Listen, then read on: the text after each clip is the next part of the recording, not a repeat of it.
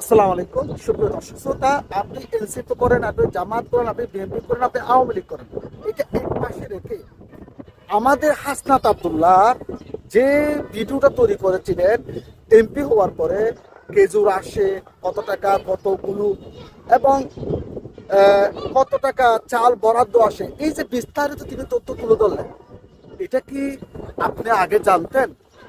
আপনি একজন দেশের নাগরিক হিসেবে এই যে রাইটটা আপনার এলাকায় কতটুকু বরাদ্দ এসেছিল সেই খবরটি কোনো এমপি আজ পর্যন্ত দিয়েছে?